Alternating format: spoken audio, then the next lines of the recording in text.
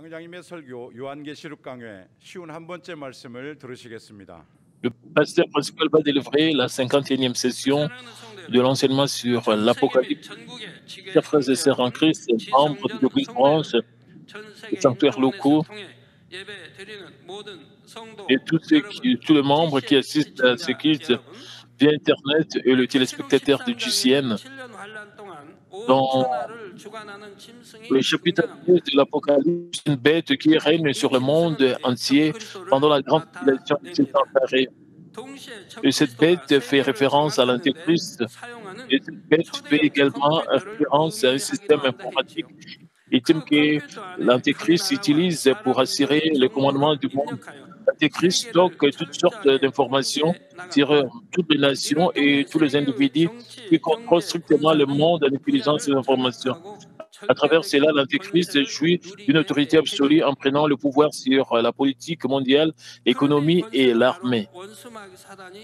Cette autorité est donnée par l'ennemi diable et Satan. L'Antéchrist est soumis à l'ennemi diable et Satan. Ils aident l'Antéchrist à assurer son pouvoir sur le monde pour faire ce qu'ils veulent.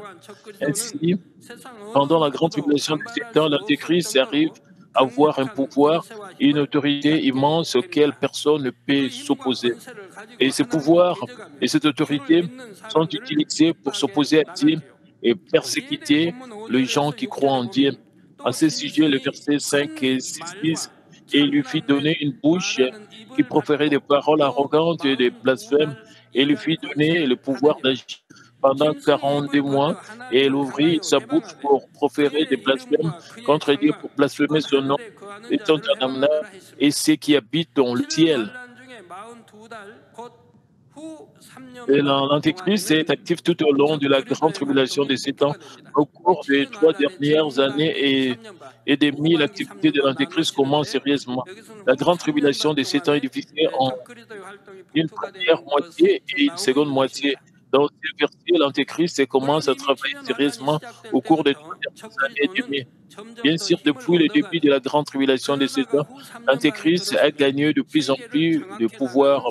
Et lorsque les temps entrent dans les 3 dernières années et demie, le processus de sécurisation de son pouvoir sur le monde s'accélère considérablement. L'autorité de l'Antéchrist devient si puissante et la domination mondiale est finalement saisie. Bien sûr, ce processus d'acquisition de l'autorité est permis sous la supervision de Dieu. Cependant, cela ne signifie pas que Dieu donne délibérément l'autorité à l'Antéchrist pour lui permettre de faire le mal. L'ennemi diable et Satan ne font que jouer leur rôle avec l'autorité qui n'est permise que dans la providence de la culture humaine. Et cela ne permet que dans une mesure limitée selon la justice. C'est pourquoi cela est sous la surveillance de Dieu. La Bible dit que cette bête d'autorité est dotée d'une bouche prononçant des paroles arrogantes et des blasphèmes. Puisque les paroles arrogantes et une grande puissance est contenue dans ces paroles. Le monde bouge selon ces paroles. Les forces de l'Antéchrist unissent et contrôlent le monde entier dans presque tout le domaine, y compris l'économie, la politique, l'armée, le transport et les communications. Lorsque l'Antéchrist dans le nord, le monde entier se déplace immédiatement, parfaitement selon son ordre. Aujourd'hui encore, lorsqu'une nation puissante se justifie et fait la guerre, elle exerce son influence sur les nations voisines pour le faire participer à son action. Ensuite, des nations petites et faibles envoient leurs soldats à sa demande et n'ont rien à voir avec la guerre parce qu'elles ont des relations avec la nation puissante. Elles participent à la guerre afin d'éviter les désavantages auxquels elles pourraient être confrontées si elles ne participaient pas. Cependant, toutes les nations ne coopèrent pas conditionnellement avec la nation puissante. Certaines nations font semblant de coopérer ou refusent en fait de euh, les puissants tout en évaluant la situation et leur position. Mais au cours de la grande tribulation des 7 ans, en particulier au cours des 3 dernières années et demie, il n'y a aucune nation qui oserait s'opposer à l'autorité de l'Antéchrist, puisque le monde entier est sous l'autorité de l'Antéchrist. Si l'Antéchrist ordonne à une nation de coopérer, la nation n'a pas de place pour considérer la situation ou refuser la demande.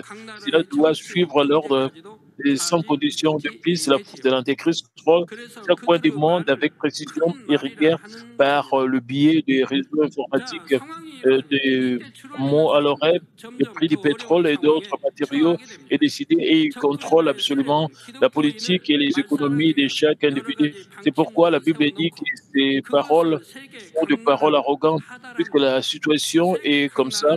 euh, les gens qui croient en Dieu tombent dans toutes les situations les plus difficiles. La force de l'Antéchrist élabore de nombreux plans pour anéantir les chrétiens et transmet ces plans à toutes les nations du monde. Et chaque nation doit suivre le plan. Par conséquent, quand quelqu'un essaie de fuir la force de l'Antéchrist, sans que la force de l'Antéchrist puisse l'arrêter, il n'a nulle part où se cacher dans le monde. Et de la même manière, personne ne peut se soustraire au pouvoir et à l'autorité de l'Antéchrist, peu importe où il se trouve. Une fois qu'ils sont identifiés comme un élément rebelle, les chaînes de l'Antéchrist le poursuivront dans le monde. Ils utiliseront toutes sortes de ressources de formation pour chasser peu importe où ils se trouvent, aéroports, terminaux, villes ou campagnes. Le fait que, comme vous pouvez le voir, les forces de l'Antéchrist ont acquis le pouvoir et l'autorité ultime au cours des 3 dernières années de la grande tribulation des 7 ans. Maintenant, blasphème signifie que la parole, c'est respect contre Dieu. Chaque parole de l'Antéchrist est une parole qui approche l'œuvre de Dieu et c'est la parole qui conduit les gens au péché et à la destruction. C'est aussi le mot de parler contre les gens qui croient en Dieu. Et ces paroles sont véhiculées dans le monde entier. Maintenant, quand les forces de l'Antéchrist parlent contre Dieu avec le blasphème, elles utilisent la méthode sournoise. Ils s'opposent à Dieu en faisant se dresser devant et un groupe religieux. Ces groupes proclament également qu'ils croient en Dieu. Chers frères et sœurs, lorsqu'un pouvoir politique s'assire une grande autorité, il n'utilise pas seulement la force physique, il utilise parfois sa religion ou une idéologie pour réunir les gens et les utilise comme base de contrôle. Par exemple, l'Empire romain a fait de Dieu de leurs empereurs et a forcé les sujets à adorer les empereurs. Lorsque les gens refusaient d'adorer les empereurs, ils étaient exécutés comme traîtres. Il est particulièrement vrai de cette époque que de nombreux chrétiens sont morts en martyrs. Et même lorsque les forces de l'Antéchrist assurent le pouvoir, elles gouvernent les gens en utilisant un groupe religieux comme une colle. Ils utilisent cette religion pour unir et contrôler le monde. La religion qu'ils font, c'est de dresser devant et confessent que Jésus-Christ est le Sauveur et qu'ils croient en Dieu. Mais cela détériore en fait la doctrine afin que les gens puissent s'éloigner de la volonté de Dieu. Il ajoute des idées étranges à la parole de Dieu afin que la doctrine devienne différente de la vraie volonté de Dieu. Et puis, cela fait finalement que ses disciples se dressent contre Dieu, le Seigneur, depuis que cette religion a déjà de nombreux aspects qui sont contraires à la parole de Dieu dans de nombreux domaines. Il accepte généralement des choses que Dieu ne tolérera jamais. Par exemple, Dieu nous dit de ne jamais nous prosterner devant les idoles. C'est un commandement extrêmement important de Dieu. Et combien de nos pères de la foi ont choisi de mourir en martyr plutôt que d'adorer une idole?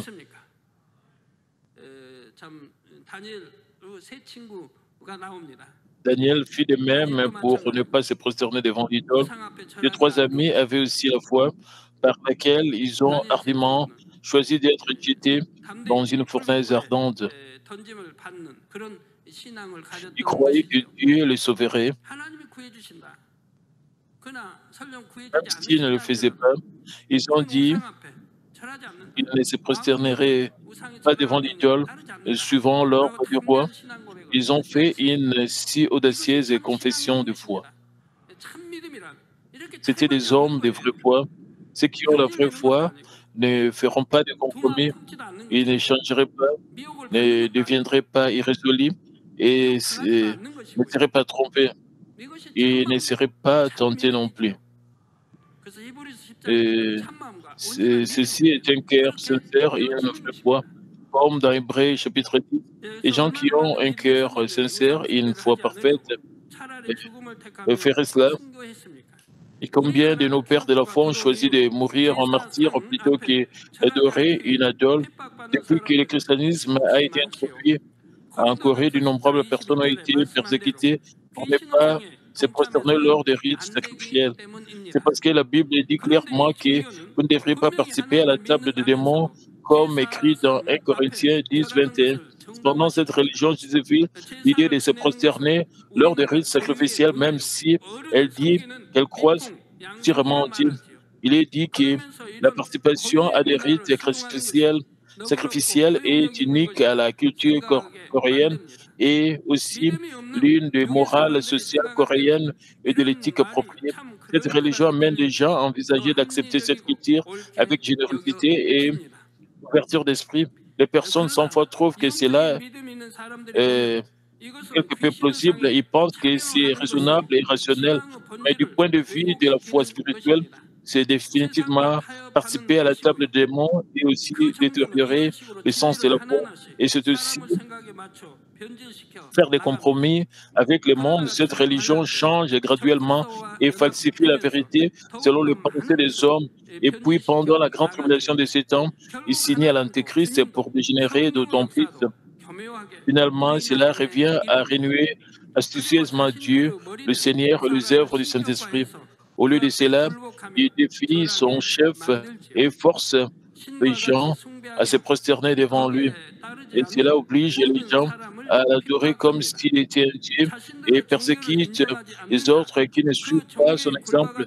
Il essaie de se débarrasser de ceux qui ne reconnaissent pas sa religion et de ceux qui ne se soumettent pas à sa religion. L'Antéchrist assure son pouvoir sur le monde, même en profitant de cette religion et acquiert finalement l'autorité dont il jouera pendant les 40 des prochains mois. Et l'Antéchrist prononce des paroles arrogantes qui blasphèment Dieu. Et l'Antéchrist reproche et persécute astucieusement les gens afin qu'ils ne puissent pas vivre selon la parole de Dieu. L'Antéchrist change et altère la foi des ancêtres et déshonore leur nom. Cependant, concernant cette situation, Apocalypse est très précis. Elle ouvrit sa bouche pour proférer de blasphèmes contre Dieu, pour blasphémer son nom et son tabernacle et ceux qui habitent dans le ciel.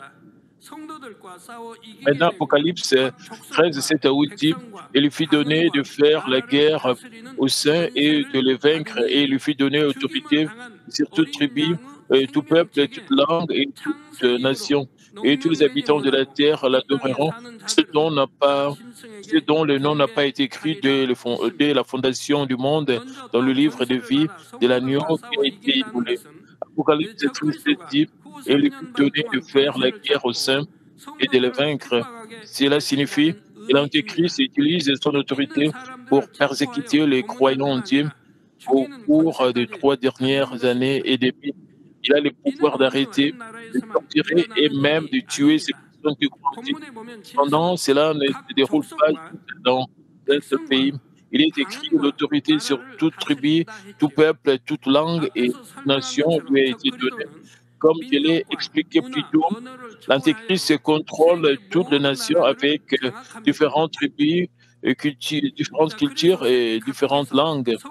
Et l'Antéchrist traque le croyant en Dieu dans toutes les nations du monde et le persécute pour les amener à se soumettre.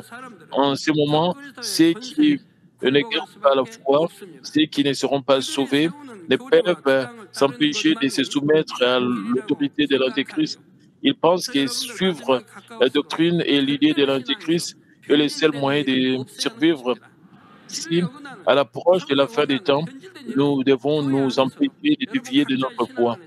Nous ne devrions jamais permettre quoi que ce soit qui s'écarte de la vérité ou de la Bible dans l'Église et dans nos vies, nous ne devons pas faire de compromis ou succomber plutôt à des organisations ou autorités puissantes. Si nous faisons un compromis une fois, nous devons continuellement faire des compromis. Si vous pensez que les petites choses ne seront pas un problème, vous serez de plus en plus souillés, vous perdrez la foi malgré vous. Votre foi changera d'une manière dont Dieu n'est pas satisfait et auquel il se pose absolument. Ensuite, l'ennemi diable dansera de joie. Il se réjouira en disant, voilà, continuez comme ça. Parce qu'ils ont peur et qu'ils sont remplis de peur, ou parce qu'ils pensent que c'est bénéfique pour eux, ils acceptent la doctrine de l'Antéchrist. Bien sûr, certaines personnes gardent leur foi, même dans cette situation, et meurent en martyrs, mais ils sont très peu en nombre. Et, et certaines personnes suivent la voie de l'Antéchrist, même si elles savent que c'est la voie de la destruction. Mais d'autres essaient de garder leur foi et de marcher sur la voie du salut. À propos de cela, Apocalypse 13, où il dit et tous les habitants de la terre adoreront ceux dont le nom n'a pas été écrit dès la fondation du monde dans le livre de vie de l'agneau qui a été immolé. Le passage de ce soir rencontre ce qui se passera dans le futur. Et au verset 9, il est dit, si quelqu'un a des oreilles, qu'il entende. Ce verset s'applique à tous ceux qui lisent et écoutent l'Apocalypse, peu importe où ils se trouvent et peu importe quand ils les lisent. S'ils entendent ce verset avant la grande tribulation de 7 ans, ils doivent essayer de ne pas tomber dans la tribulation. S'ils l'entendent pendant la grande tribulation de 7 ans, c'est un avertissement de ne pas être trompé par la tentation de l'Antéchrist. Maintenant, Apocalypse 13 et 10 dit, si quelqu'un mène en captivité, il ira en captivité. Si quelqu'un tue par le l'épée, il faut qu'il soit tué par le l'épée. C'est ici la persévérance et la foi des saints. Ici, c'est décrit comme quelqu'un mène en captivité et que quelqu'un tue par le l'épée sont les forces de l'Antéchrist et leurs partisans. Tout au long de l'histoire, lorsqu'un gouvernement dictatorial était au pouvoir, il y avait de nombreux informateurs. Pendant la guerre, il y avait des collaborateurs qui travaillent avec une force ennemie de la zone qui est sous le contrôle de l'ennemi. En ces temps, même les voisins, les amis et les familles ne sont pas dignes de confiance. Et j'en ai fait l'expérience pendant la guerre de Corée. Il y avait un homme intelligent dans mon village qui collaborait avec les forces ennemies. Et il accusait les gens qui étaient de dirigeants communautaires ou de familles de la police. Ensuite, ces familles de policiers et de dirigeants communautaires ont été capturées et tuées pour épargner le bal. Ils les ont poignardés à mort avec une lance en bambou et les ont enterrés dans une fosse. Et il a en fait accusé ses proches, mais après cela, il s'est conduit de manière hautaine. Je pouvais le voir parce que j'étais en deuxième année à l'époque. Mais après la fin de la Corée, après la fin de la guerre de Corée, ces personnes n'avaient nulle part où se cacher. Ils ne pouvaient pas lever la tête, mais vivaient dans la peur. Si quelqu'un portait une accusation, il serait arrêté, torturé, même aller en prison. Mais parce que les gens du quartier étaient bons, ils laissaient ces gens tranquilles sans les accuser. Mais quand même, ils se sont découragés et ont vécu comme ça.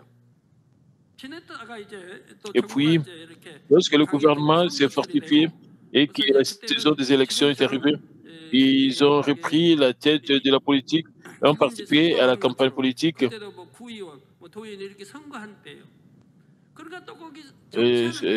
Certaines personnes échangent comme cela.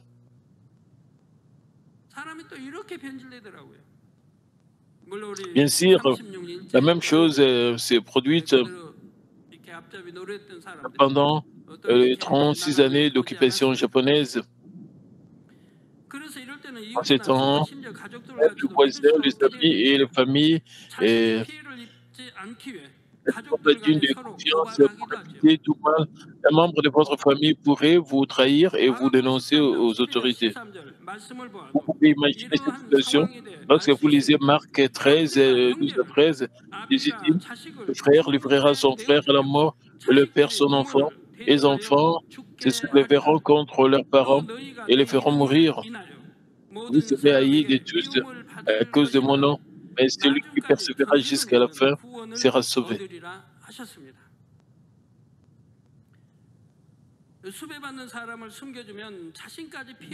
Ils trahissent ceux qui sont recherchés, non seulement parce qu'ils ont peur d'être blessés, torturés, ils dénoncent également aux autorités de personnes qui n'ont rien à voir avec eux pour se faire bien voir de pouvoir. Même parmi ceux à qui l'on fait confiance en tant que collègues croyants, certains en trahiront d'autres et ils ont laissé leurs collègues croyants être tués par l'Antéchrist. Ce sont ceux qui sont décrits comme ceux qui sont destinés à la captivité et ceux qui tuent par l'épée. Mais ils paieront sûrement pour ce qu'ils ont fait. L'autorité de l'Antéchrist ne dure pas éternellement. Même si son autorité est assez impuissante pour contrôler le monde entier, lorsqu'une période de temps est terminée comme précédemment fixé, l'Antéchrist tombera dans la destruction éternelle. Il y a une période qui leur est permise par Dieu. Et si ce temps passe, ils tombent dans la destruction et font face à la mort ou ils font face à une conséquence tragique. Et ceux qui suivent l'Antéchrist seront jugés par Dieu selon ce qu'ils ont fait. Apocalypse 23 dit, et je vous rendrai à chacun selon vos œuvres.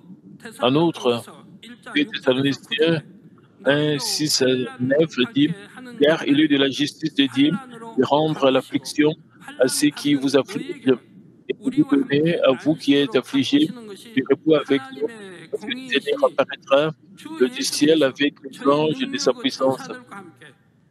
Il est d'une flamme de feu pour punir ceux qui ne connaissent pas Dieu et ceux qui n'obéissent pas à l'évangile de notre Seigneur Jésus.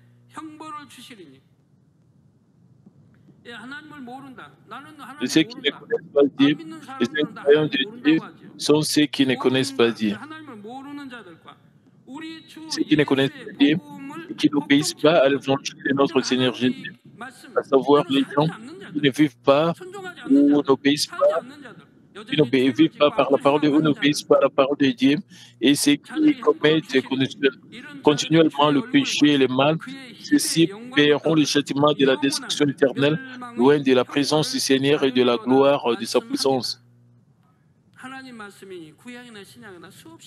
De telles paroles de Dieu sont mentionnées dans d'innombrables parties de la Bible et seront exécutées en conséquence. De même, ceux qui suivent les forces de l'Antéchrist et commettent toutes sortes de mal seront certainement jugés. Même s'ils peuvent profiter de la renommée et de l'honneur en suivant les forces de l'Antéchrist, pendant un moment, la punition éternelle les attend à la fin. La période de 3 ans et demi semble très longue à ceux qui sont persécutés par l'Antéchrist. Ils vivent dans une situation difficile, n'ayant aucune idée du moment où ils seront arrêtés, tout en se cachant tout le temps. Et s'ils sont attrapés, ils subiront toutes sortes de cependant, ce n'est que lorsqu'ils endirent souffrance avec persévérance par la foi qu'ils pourront recevoir le salut. Pourquoi Apocalypse 13 dit se termine en remarquant ceci, c'est ici la persévérance et la foi du saint. Mais une telle persévérance et une telle foi ne sont pas faciles à garder, c'est plutôt une grande bénédiction s'ils sont tués d'un coup quand ils sont attrapés par l'Antéchrist. Cependant, la plupart d'entre eux ne sont tués rapidement. Ils doivent vaincre une guerre grave et de graves tortures. C'est que lorsqu'ils surmontent une telle douleur et une telle cruauté qui ne peuvent être endurées par des gens normaux, et leur persévérance et leur foi peuvent être reconnues. J'espère que vous êtes reconnaissant de ne pas tomber dans de telles afflictions, mais de recevoir le salut à l'heure du Saint-Esprit. Dans la prochaine session, nous examinerons la marque de la bête 666. Permettez-moi de conclure ce message. Mes chers frères et sœurs en Christ, la plupart des cas, ceux qui trompent astucieusement cachent leur identité. Par exemple, ils racontent une histoire plausible pour approcher les gens. Parmi les trompeurs, aucun ne dira: vous pouvez gagner de l'argent facilement de cette façon, mais c'est illégal et cela fera du mal aux gens. Vous serez sévèrement punis si vous vous faites prendre. Ils vous diront plutôt comme suit: c'est tout à fait légal. D'autres ne le font pas parce qu'ils ne le savent pas. N'importe qui le ferait. Pourquoi ne pas gagner beaucoup d'argent et l'utiliser à bon escient? En ce moment, si vous avez le désir égoïste, vous serez facilement trompé. Et puis, vous direz plus tard: je ne voulais rien faire d'illégal, puisqu'il a dit que c'était pas mal et qu'il lui ait juste fait confiance et qu'il ait fait, c'est ça. Il en est de même lorsque l'Antéchrist trompe les gens. Ce que font le force de l'Antéchrist, c'est de s'opposer à Dieu. Devant les gens, cependant, elles cachent leur identité et essayent de gagner la confiance des gens. Elles persuadent et trompent les gens en disant: nous croyons aussi Dieu et le Seigneur. Ce que nous faisons n'est pas d'abandonner la foi et de trahir Dieu. Nous vous demandons simplement de coopérer afin de maintenir la loi et l'ordre de ce pays.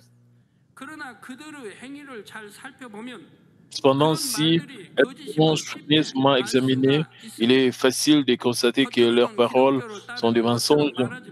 Elles parlent comme si elles suivaient le christianisme extérieurement, mais leur religion est complètement corrompue et contraire à la volonté de Dieu. Cependant, cette tentation semble très plausible à ceux qui souffrent de l'horreur de la mort et qui font face à des tortures terrifiantes. Même s'ils savent que c'est un mensonge, ils veulent y croire. Ils pensent ce qu'ils disent peut être vrai. Ou bien ils se justifient en disant: tant d'autres personnes qui croient en Dieu coopèrent également. Ainsi, ajouter au groupe ne fera pas une grande différence. Cependant, une fois qu'ils ont abandonné leur foi, il est inutile de regretter plus tard. Peu importe le genre d'esquisse qu'ils invoquent, c'est vendre leur âme pour rechercher un intérêt personnel.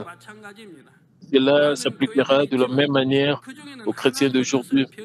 Parmi de nombreuses églises, il y a des églises qui se détériorent et enseignent la volonté de Dieu de manière incorrecte.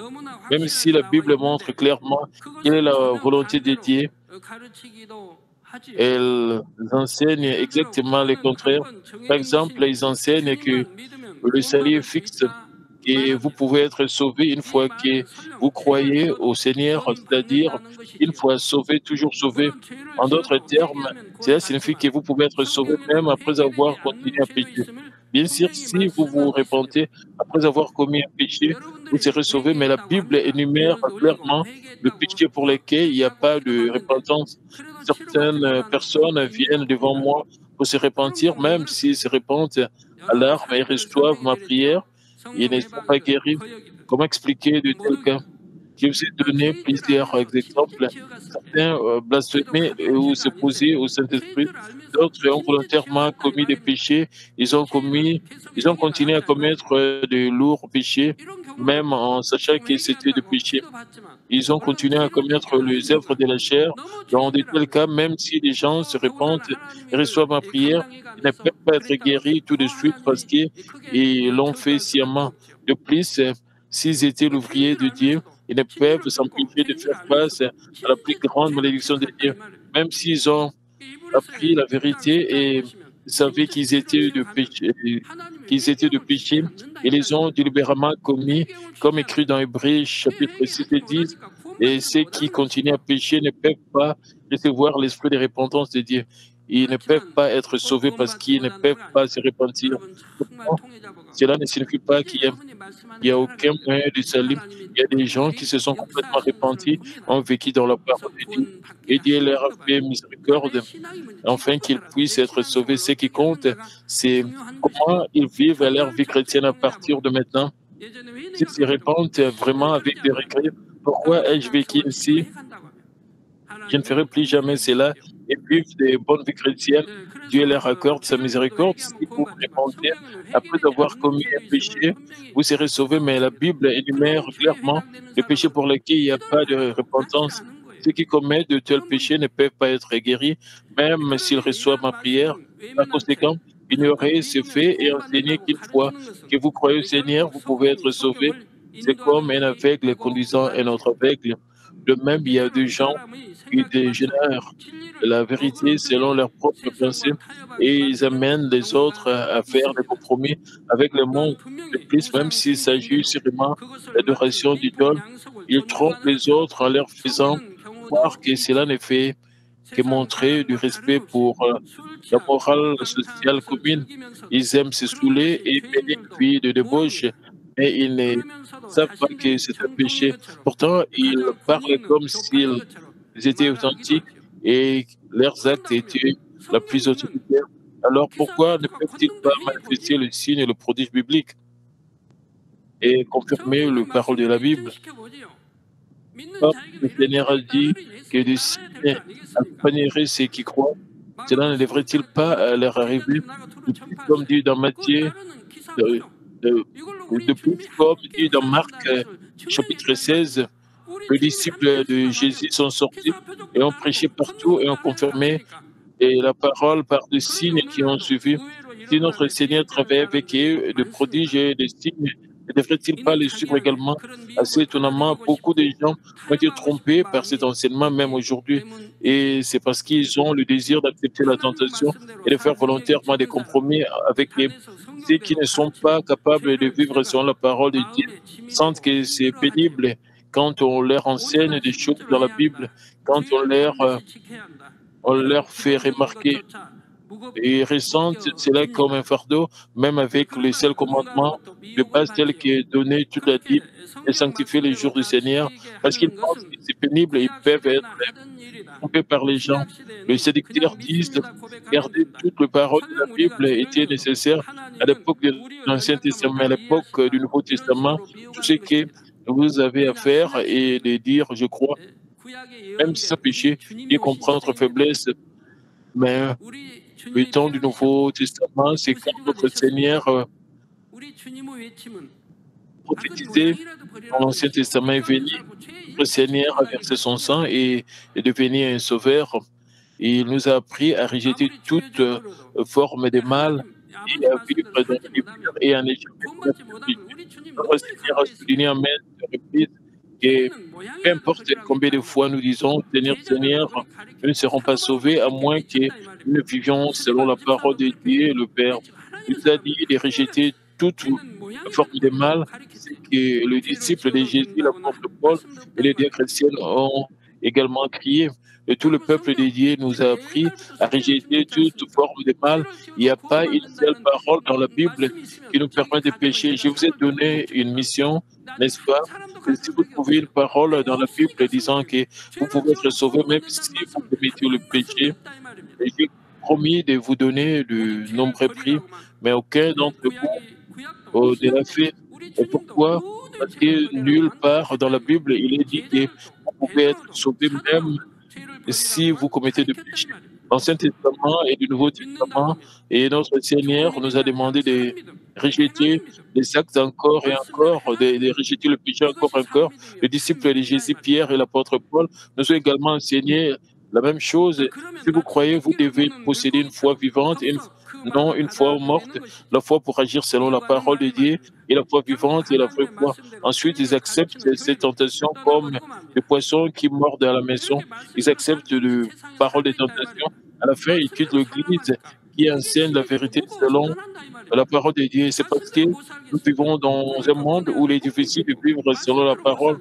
Quand on dit aux gens de vivre sur la parole, ils prennent cela comme un fardeau et quittent l'Église parce qu'ils ont du mal à vivre dans la parole et à couper ce qu'ils devraient couper, même s'ils ne devraient pas voir ce qu'ils devraient pas voir. Ils sont tentés, se livrent à la boisson au plaisir mondain. C'est pourquoi ils quittent cette Église et vivent dans le péché avec ce qui enseigne de mauvaises choses et finissent par tomber dans la tentation. Les cieux ne sont pas enlevés dans les airs, mais laissés sur cette terre. Inutile de se battre la poitrine de remords, n'est-ce pas? 2 Corinthiens 11, 14 et 15 dit, et cela n'est pas étonnant, puisque Satan lui-même se déguise en ange de lumière.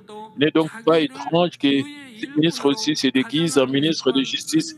Leur fin sera selon leurs œuvres. Aucun de vous ne devrait être insensé pour être trompé par la tentation des ténèbres. Vous devriez discerner les choses qui par la parole de Dieu. Vous puissiez être éveillé tout le temps pour discerner clairement la volonté de Dieu. Oui, vous êtes joyeux et heureux lorsque vous vivez une bonne vie chrétienne, parce que le Saint-Esprit, dans votre cœur, vous donne joie et paix, et vous donne la grâce, l'espoir et l'amour. Comme vous changez de jour en jour, avec la prière et ressembler à notre Seigneur, vous êtes heureux. Alors que vous êtes rempli d'un plus grand espoir pour le ciel et la Nouvelle Jérusalem, combien ne pouvez-vous pas être heureux? Vous tous qui êtes ici, si vous ne faites pas de compromis avec le monde et marchez sur le droit chemin sans avidité dans tout ce que vous faites, Dieu sera avec vous et vous bénit. Ainsi, vous serez heureux. Si vous vous écartez du droit chemin, quelque part les choses iront mal et à leur tour, vous ferez face à des problèmes et des difficultés. Vous devez vivre avec des inquiétudes et des angoisses. Si vous marchez sur le droit chemin, bien que vous ne puissiez pas donner $1 000 de dîmes par mois, mais juste donner $500 de dîmes, si vous êtes satisfait, marchez sur le bon chemin, et combien votre vie chrétienne serait heureuse. Si vous continuez avec principe, vous recevrez plus tard de bénédictions infiniment grandes. Mais si vous ne marchez pas sur le droit chemin, vous aurez de difficultés à la fin.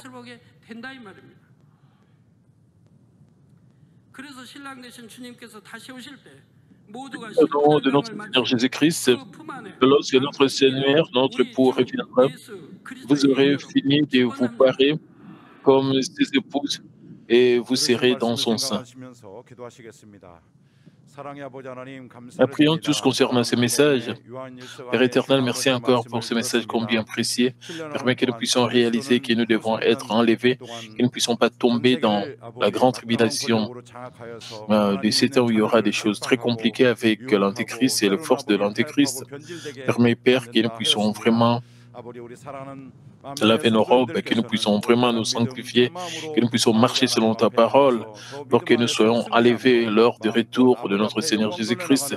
Nous ne voulons pas rester ici sur terre pour être ici pendant la grande tribulation des 7 ans, que ça sera vraiment un moment horrible, très compliqué. Père, aide-nous à vraiment nous préparer pour l'enlèvement de Seigneur Jésus-Christ. Au nom de Seigneur Jésus-Christ, Amen. Maintenant, nous allons recevoir la prière du pasteur principal pour les malades.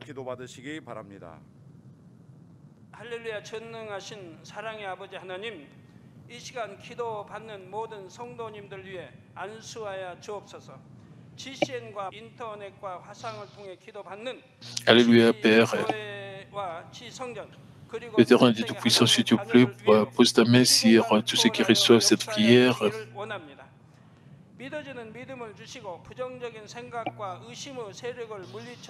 Cette prière maintenant, transcendant le temps et l'espace, Père, montre tes œuvres à tes enfants qui reçoivent cette prière sur Internet et à travers du ciel, dans les églises branches et sanctuaires locaux à travers le monde. Donne-leur la foi de croire, chasse tout ce qui est pensée négative et doute, Père, chasse tout ce qui est tests et épreuves,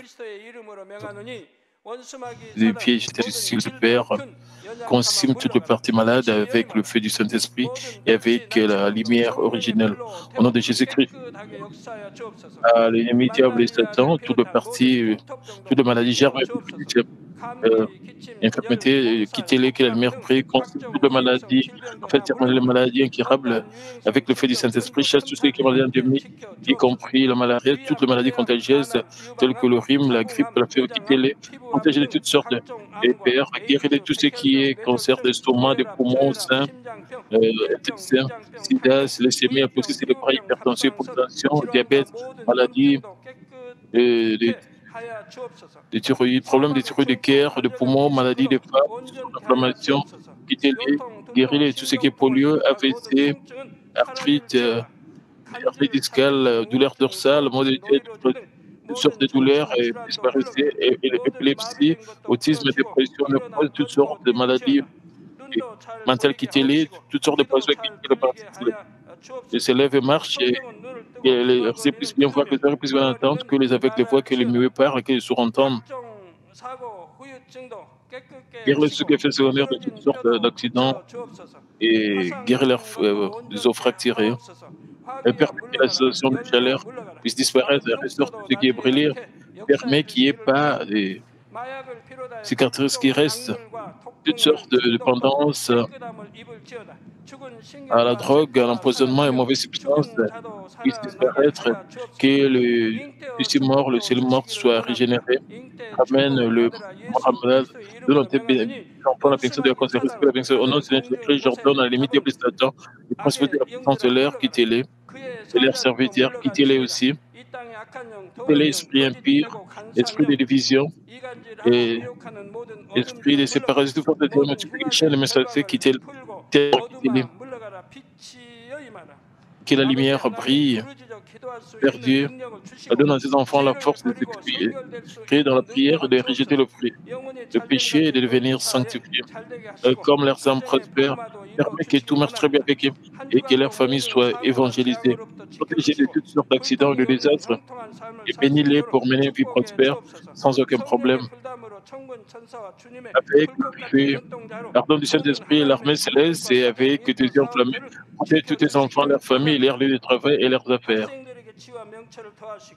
Nous étudions la sagesse et l'intelligence, la ferveur et la passion de bien étudier.